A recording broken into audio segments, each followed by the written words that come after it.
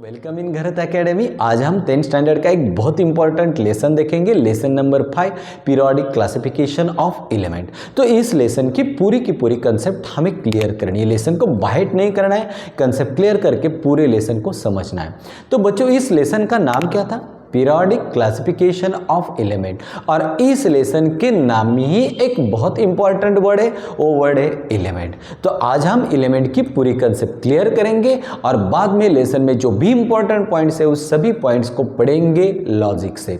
तो देखो एलिमेंट मतलब क्या, इसकी डिफाइन क्या बन सकती है? The substance which cannot be split up into two or more simpler substances।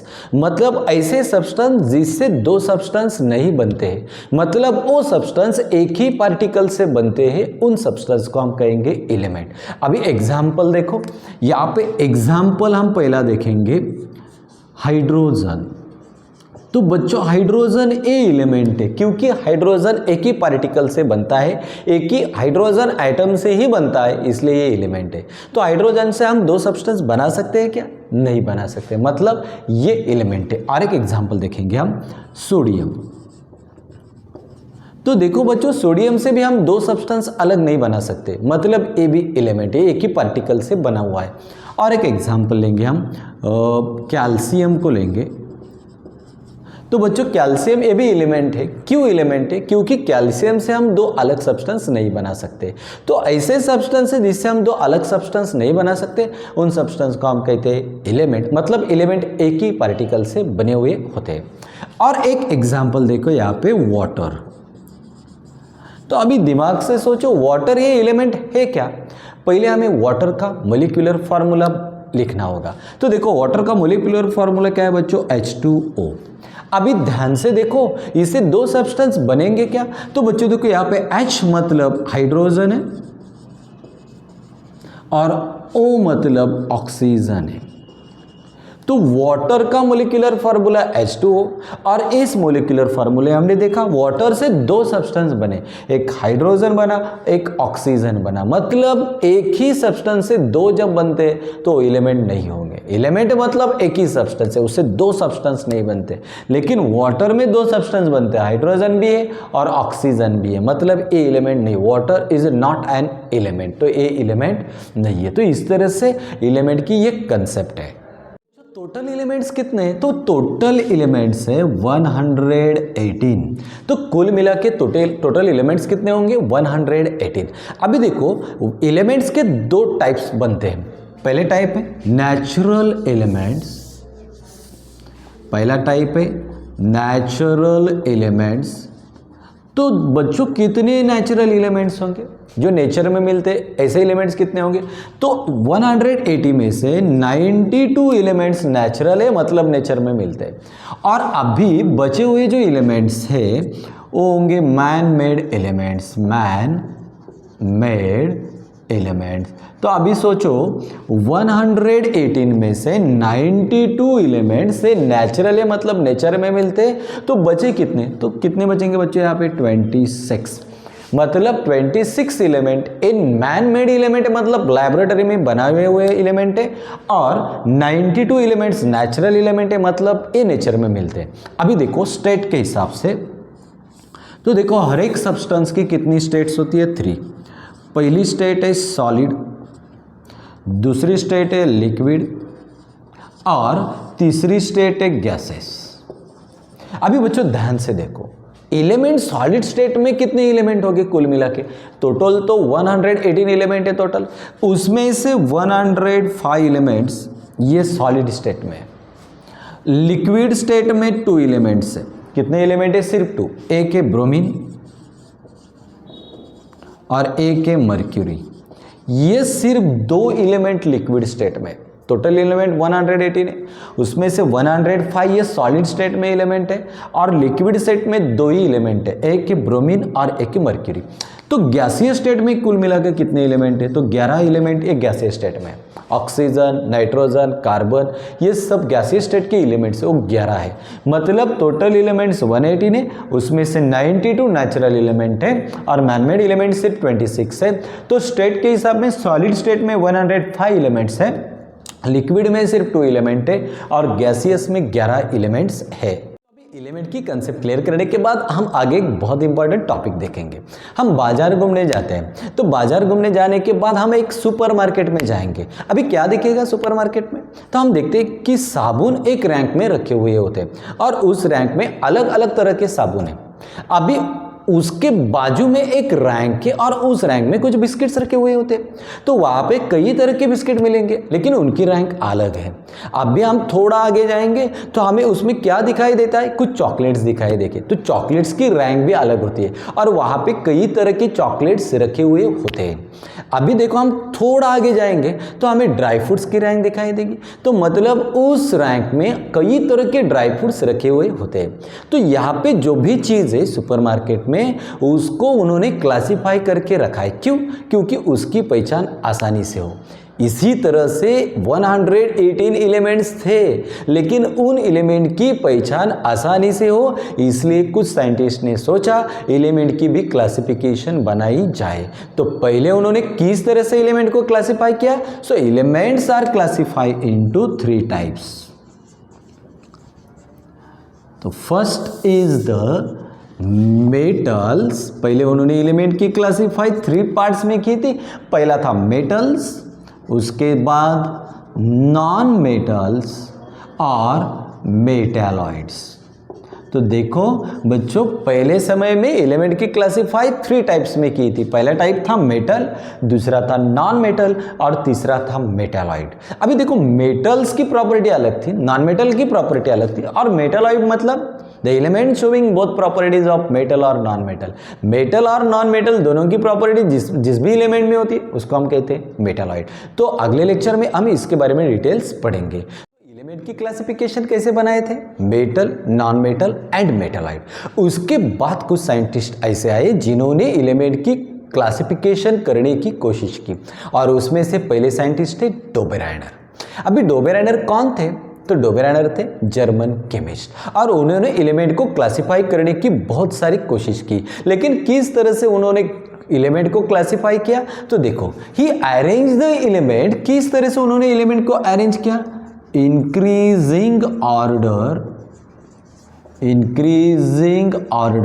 Of their atomic masses. तो डोबेराइनर ने एलिमेंट की अरेंजमेंट किस तरह से की? Increasing order of their atomic masses. मतलब बच्चों फंडामेंटल प्रॉपर्टी उन्होंने एज्यूम की थी, वो थी एटॉमिक मास। तो एटॉमिक मास की इंक्रीजिंग ऑर्डर में उन्होंने एलिमेंट को अरेंज किया। अभी देखो उन्होंने क्या किया? He made a group of 3 elements. Group of 3 elements. उन्होंने 3 एलिमेंट्स के ग्रुप बनाए, लेकिन किस तरह से बनाए उन्होंने? Having similar chemical properties. Similar chemical properties, उनकी केमिकल प्रॉपर्टीज सेम है, ऐसे एलिमेंट की उन्होंने ग्रुप बनाए और उस ग्रुप को उन्होंने क्या कहा? तो उस ग्रुप को उन्होंने कहा ट्राइड। क्या कहा उन्होंने? Tried. He made group of 3 elements. Dobereiner ने 3 एलिमेंट के ग्रुप्स बनाए। और कैसे बनाए groups? Having similar chemical properties. उन एलिमेंट्स की केमिकल प्रॉपर्टीज सिमिलर थी, मतलब सेम थी, और उनको उन्होंने नेम दिया ट्राइड्स। क्या कहा उन्होंने उन ट्राइड का? तो देखो पहले डोबेराइनर ने क्या किया? एलिमेंट को कैसे अरेंज किया? Increasing order. किसका इंक्रीजिंग ऑर्डर था? एटॉमिक मासेस का। अभी उन्होंने बाद में क्या किया? 3 एलिमेंट्स के ग्रुप बनाए। और किस तरह से ग्रुप बनाए? उनमें सभी एलिमेंट के केमिकल प्रॉपर्टी सेम थे और उनको क्या नाम दिया था उन्होंने?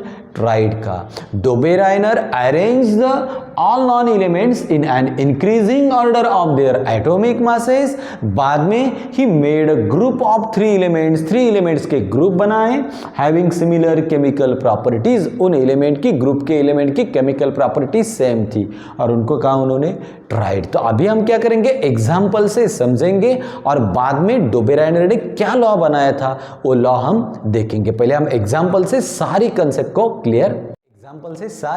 क्लियर करेंगे। देखो 3 एलिमेंट्स डोबेराइनर ने अरेंज की थी, ग्रुप बनाया था 3 एलिमेंट्स का। Suppose A, B and C, ये 3 एलिमेंट्स हैं। इनकी increasing order of their atomic masses से उन्होंने अरेंजमेंट की थी। तो ए से ज्यादा एटॉमिक मास बी का है, बी से ज्यादा एटॉमिक मास सी का है। उसके बाद डोबेराइडर ने क्या किया, इन 3 एलिमेंट्स को एक ग्रुप में रखा जिनकी केमिकल प्रॉपर्टी सेम थी। उसके बाद atomic mass of middle element, middle का एटॉमिक एलिमेंट कौन सा है, B, is equal to mean of atomic masses of other 2 elements. कौन कौन से एलिमेंट बचे, ए प्लस बी, और उनका मीन निकाला 1 2, तो 2 से डिवाइड करेंगे। का मतलब मिडल के एलिमेंट का जो एटॉमिक मास था वही एटॉमिक मास किसके समान था, mean of atomic masses of other 2 elements. तो 2 बचे हुए एलिमेंट्स हैं ना, ए और सी, उन एलिमेंट की मीन निकालनी है। तो ये औसत निकालनी, ए प्लस सी 2 है, इसलिए 2 से डिवाइड करेंगे। मतलब बी का एटॉमिक मास इन 2 एलिमेंट के औसत के बराबर होता है। इस रूल से उन्होंने डोबेराइडर का लॉ बनाया। अभी हम एग्जाम्पल से पूरी कंसेप्ट को क्लियर करेंगे। तो पहला जो ट्राइड जो बनाया था डोबेराइडर ने, वो ट्राइड था अल्कली मेटल्स एलिमेंट का। और कौन कौन से एलिमेंट है उसमें, लिथियम, सोडियम एंड पोटेशियम। तो देखो लिथियम का सिंबल क्या है, Li, सोडियम का सिंबल क्या है, Na, और पोटेशियम के लिए क्या लिखते हैं, K। अभी हम लिखेंगे उनके एटॉमिक मास। लिथियम का एटॉमिक मास है 6.9, सोडियम का एटॉमिक मास है 23, और पोटेशियम का एटॉमिक मास है 39.1।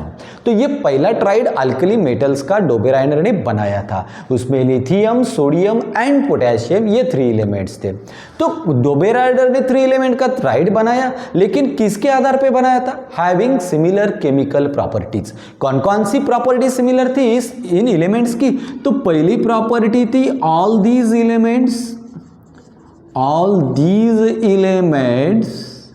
Are metals. ये सभी के सभी एलिमेंट्स मेटल थे, ये पहली केमिकल प्रॉपर्टी। उसके बाद दूसरी कौन सी केमिकल प्रॉपर्टी थी, all these elements have 1 valency. सभी एलिमेंट्स की वैलेंसी कितनी थी, 1 थी। ये 2 केमिकल प्रॉपर्टीज बहुत इंपॉर्टेंट है। इन्हीं केमिकल प्रॉपर्टी के आधार पे उन्होंने इन 3 एलिमेंट्स के ट्राइड को बनाया था। किस तरह से इनकी वैलेंसी 1 थी। चलो पहला एलिमेंट लेंगे हम लिथियम, जिसका एटॉमिक नंबर 3 था। मतलब पहले ऑर्बिट में मैक्सिमम कितने इलेक्ट्रॉन होते हैं, 2, 3 में से 2 लिखे, बचे कितने, 1। मतलब लास्ट ऑर्बिट में 1 इलेक्ट्रॉन है, तो इसका वैलेंसी 1 है। अभी सोडियम लेंगे, सोडियम का एटॉमिक नंबर कितना है, 11 है। पहले ऑर्बिट में मैक्सिमम 2 इलेक्ट्रॉन होते हैं, दूसरे ऑर्बिट में मैक्सिमम कितने इलेक्ट्रॉन होते हैं, 8 होते हैं। 2 और 8 कितने हो गए, 2 और 8 कितने हो गए, 10। कितने बचेंगे, 1। तो लास्ट ऑर्बिट में 1 इलेक्ट्रॉन है, मतलब इसकी वैलेंसी भी 1 है। अभी हम लेंगे पोटेशियम को, पोटेशियम का एटॉमिक नंबर 19 है। पहले ऑर्बिट में मैक्सिमम 2 इलेक्ट्रॉन होते हैं, दूसरे ऑर्बिट में मैक्सिमम 8 इलेक्ट्रॉन होते हैं। 2 और 8 10 हो गए।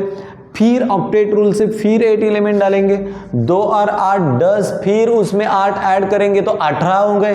फिर बचेंगे कितने, 1। मतलब लास्ट में 1 इलेक्ट्रॉन है, तो इसकी वैलेंसी भी 1 होगी। तो उन्होंने कौन कौन सी केमिकल प्रॉपर्टीज देखी थी, पहली थी ऑल एलिमेंट्स थे ना इस ट्राइड में, ये सभी मेटल्स थे, और दूसरी थी उनकी वैलेंसी 1 थी। तो इसी केमिकल प्रॉपर्टी के आधार पे उन्होंने लिथियम, सोडियम एंड पोटेशियम का ट्राइड बनाया था। देखो atomic mass of lithium, atomic mass of lithium is equal to कितना था बच्चों, 6.9। एटॉमिक मास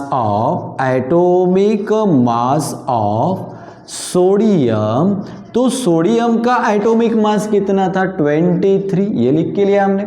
उसके बाद एटॉमिक मास ऑफ पोटेशियम, तो पोटेशियम का एटॉमिक मास कितना था बच्चों, 39.1। अभी डोबेराइडर का लॉ में लिखना है तो पहले एग्जांपल समझेंगे। Atomic mass of middle element, कौन सा एलिमेंट था, सोडियम। तो अभी सोडियम का जो एटॉमिक मास था वो किस तरह से उन्होंने ढूंढा था, इन दोनों के एटॉमिक मास की एडिशन की थी। ये कौन था, लिथियम प्लस ये कौन था, पोटेशियम, उसका मीन निकाला दो एलिमेंट से, इसलिए 2 से डिवाइड करेंगे।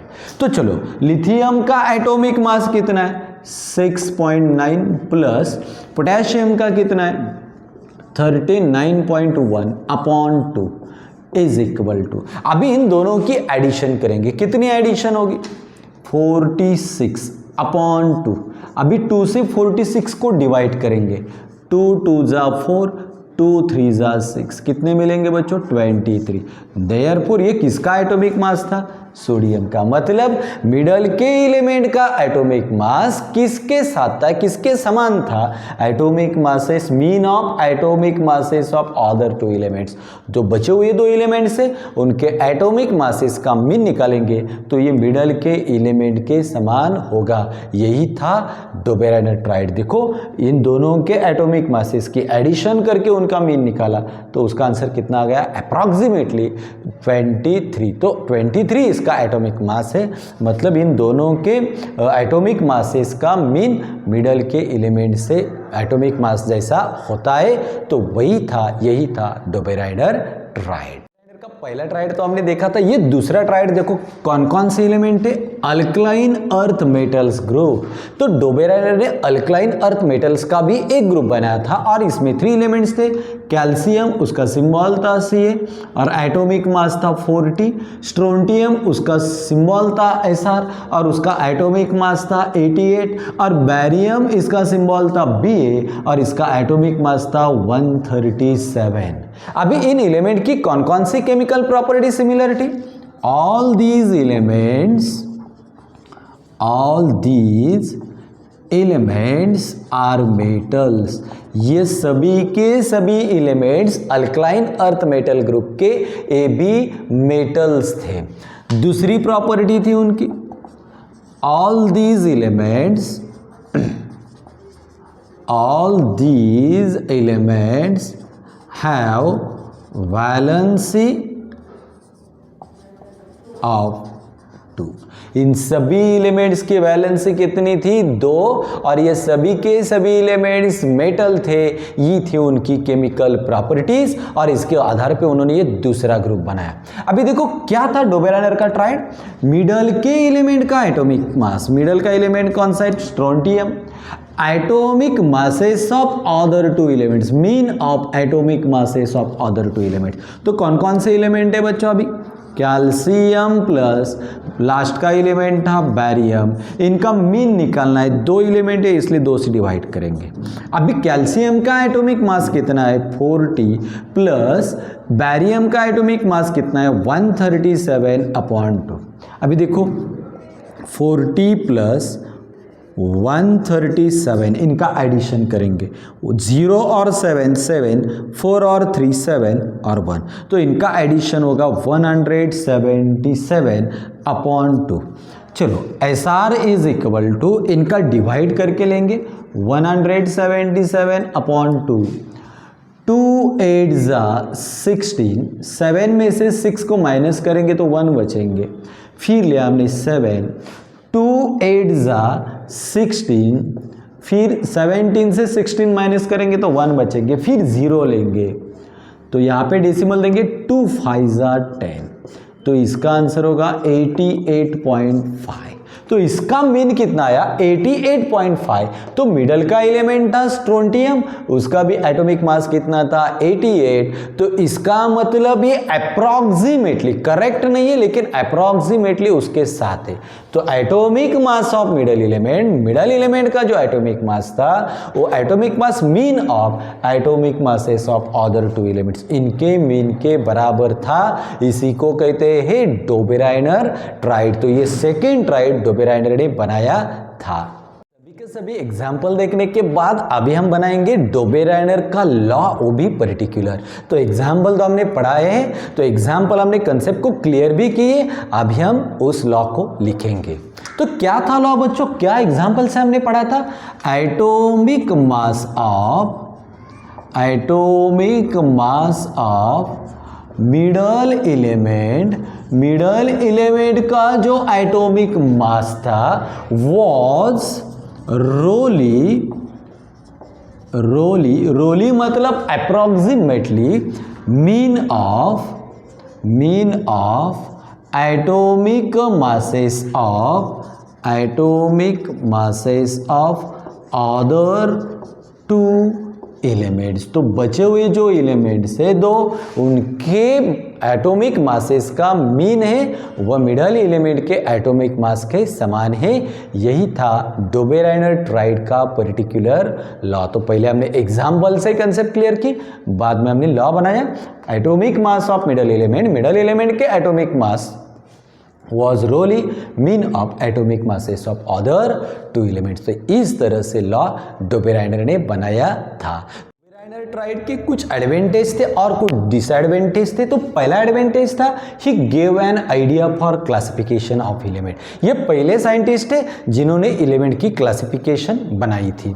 उसके बाद डिसएडवांटेज क्या था, all non elements could not be arrange in the form of tried. तो डोबेराइनर के समय जितने भी एलिमेंट्स है तो सभी के सभी एलिमेंट की अरेंजमेंट उन्होंने ट्राइड में नहीं की थी। उन्होंने सिर्फ 3 ट्राइड बनाए थे, अल्कली मेटल्स का, अल्कलाइन अर्थ मेटल का और लास्ट ट्राइड था वो था हैलोजन्स का। तो ये 3 ट्राइड्स ही वो बना सके, मतलब all element could not be arrange in the form of tried, वो इनका डिसएडवांटेज था। तो बच्चों इस तरह से डोबेराइनर ट्राइड से रिलेटेड जो भी कंसेप्ट है ये हमने क्लियर की। अगली वीडियो में हम न्यूलैंड्स लॉ ऑफ ऑक्टेट को देखेंगे।